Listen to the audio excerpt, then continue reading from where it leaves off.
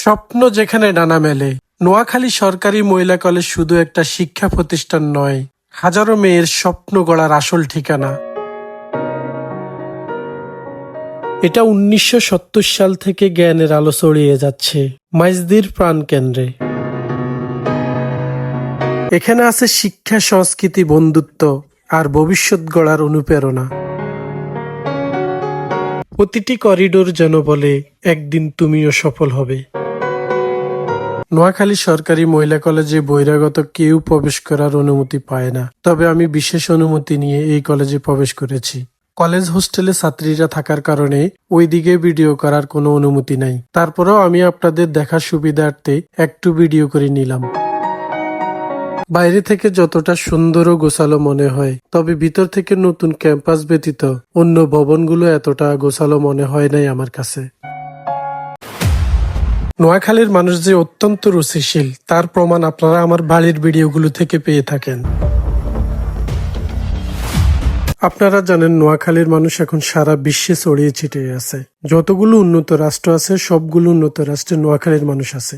যে দেশে আছে ওই দেশের উন্নত মানের বাড়িগুলোর আদলেই নোয়াখালীতে এখন বাড়িগুলো তৈরি করা হচ্ছে। এই বাড়িটা হচ্ছে একজন আমেরিকান প্রবাসী ভাইয়ের বাড়ি। এটা নোয়াখালী উচ্চ বিদ্যালয়।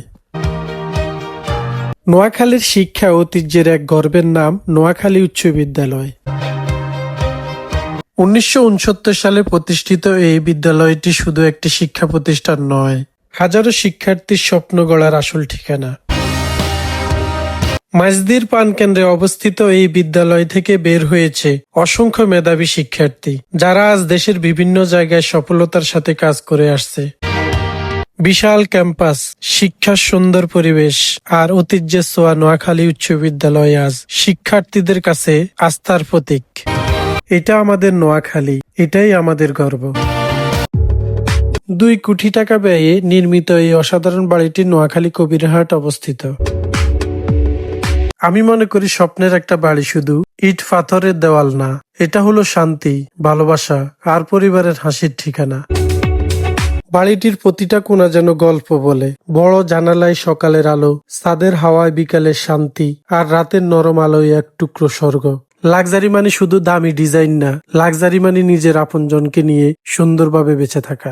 আমরা প্রত্যেকে এরকম আশা করি একদিন এমন একটা বাড়ি হোক যেখানে ক্লান্তি শেষ হবে আর শুরু হবে শান্তির নতুন গল্প।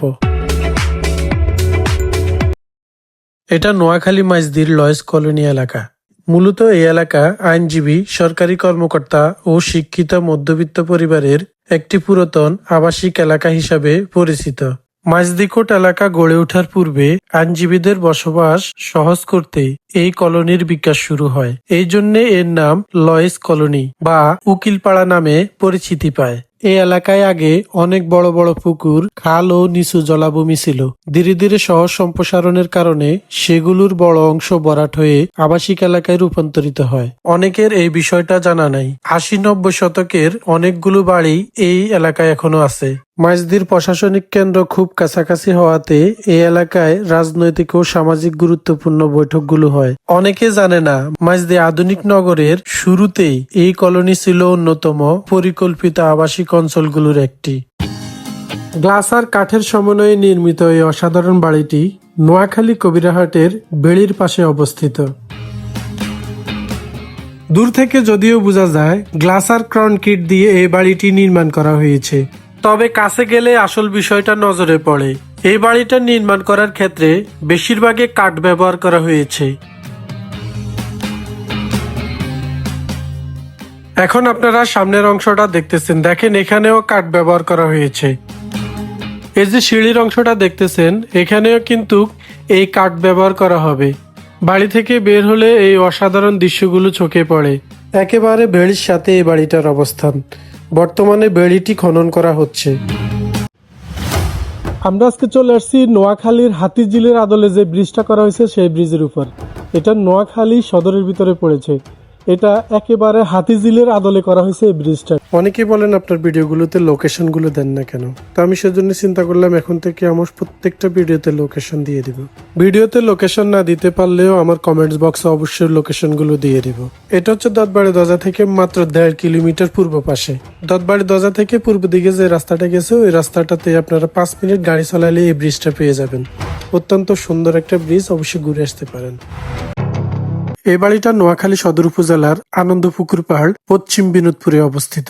আপনারা আমাকে অনেকে প্রশ্ন করেন এত শর্ট ভিডিও কেন আমি আপলোড করি। আসলে আমি শুধুমাত্র ফেসবুকে শর্ট ভিডিও আপলোড করি, আর বড় ভিডিওগুলো মানে যে কোনো জায়গায় যাই সেটার বিস্তারিত তথ্যগুলো আমার ইউটিউব চ্যানেলে আপলোড করে থাকি। আপনারা যদি এই বাড়িটার আন্তঃপান্ত দেখতে হয় তাহলে অবশ্যই আমার ইউটিউব চ্যানেলে দেখতে হবে। বিষয়টা হচ্ছে ফেসবুকে শর্ট ভিডিওর ইনকাম একটু বেশি দেয়, আর ইউটিউবে যত বড় ভিডিওই দিবেন আপনার ইনকাম একটু বেশি হবে। আমি সেটাকে মাথায় রেখে শর্ট ভিডিওগুলো ফেসবুকে আপলোড করে থাকি।